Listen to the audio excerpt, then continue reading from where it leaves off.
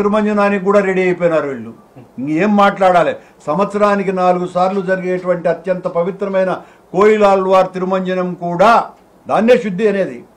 దానికి కూడా ఏ రూపంలో జరపాలా అంటే పాపము మా ప్రధాన అర్చక స్వాములు ఆగమ పండితులు అంగీకరించినట్టు లేదు కాబట్టి సరిపోయింది. కానీ లేకపోతే దానికి కూడా సిద్ధపడి ఉండేవాళ్ళు. ఎందుకు మా మీద నిందలు మోపి ఆ నిందను రుజువు చేయటం కోసమని రుజువులు దొరకవు కాబట్టి ఈ రకంగా సెంటిమెంట్ ఉపయోగించి ఆలయ శుద్ధి చేసి మొత్తం అంతా కూడా ప్రక్షాళన చేసేసాము అని చెప్పి జనాన్ని నమ్మించేటువంటి ప్రయత్నం.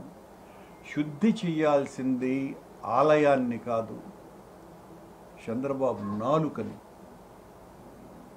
అది శుద్ధి కావాలా? ఇంతటి అబద్ధాలు చెబుతున్నటువంటి ముఖ్యమంత్రి గారి నాలుక శుద్ధి కావాల్సినటువంటి అవసరం ఉన్నది. దీనికి ఆయన ఏ ప్రార్థనలు చేస్తారో ఏ యాగాలు చేస్తారో చేసి మీ ప్రత్యర్థుల్ని మా మీద దాడి చేయడానికి మీకు 1,00,000 వేదికలు ఉన్నాయి. ఒకటి ఉందా? మీకేం తెలియందా? మీరు మీ గత చరిత్ర అంతా కూడా రక్తసిక్తమైనటువంటి చరిత్ర. దేనికైనా తెగనాడేటువంటి గతం మీది. మీ ప్రత్యర్థుల ప్రాణాలు తీయటానికి కూడా వెనుకంజ వేయనటువంటి సాహసవంతులు మీరు. అది చరిత్ర, మీ గతాన్ని తెలియజెప్పినటువంటిది. అవన్నింటినీ కూడా మీరు చాలా అలవోకగా వాడేటువంటి వ్యక్తులు.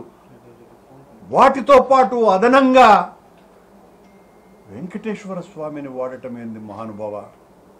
చంద్రబాబు గారు చాలా అపచారం చేశారు, చాలా తప్పు చేశారు, చాలా ఘోరం చేశారు.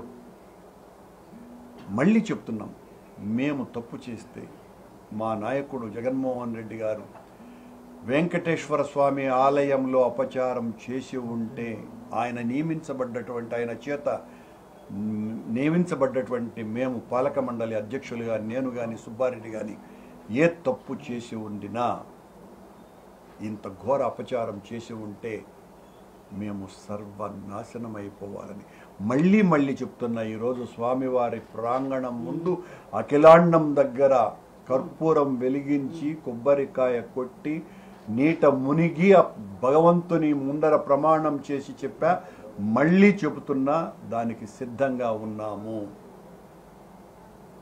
మీ సిట్టు స్టాండుల్ని కాకుండా సిబిఐ చేతనో సిట్టింగ్ జడ్జి చేతనో విచారణ జరిపించవలసిందిగా మీకు విజ్ఞప్తి చేస్తున్నాం. చాలా తప్పిదం చేస్తున్నారు.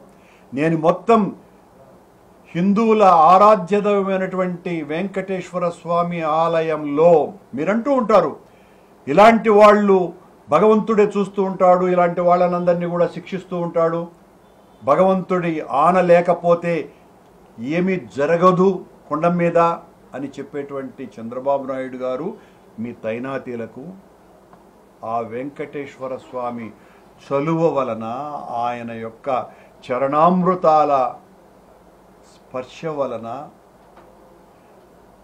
91 సంవత్సరాల చరిత్ర కలిగినటువంటి తిరుమల తిరుపతి దేవస్థానాల పాలక మండలి చరిత్రలో 3 సార్లు పాలక మండలి సభ్యునిగా, 2 సార్లు ఆ దేవదేవుని ఆలయ అధ్యక్షునిగా అవకాశం ఇచ్చిన వ్యక్తి వెంకటేశ్వర స్వామి.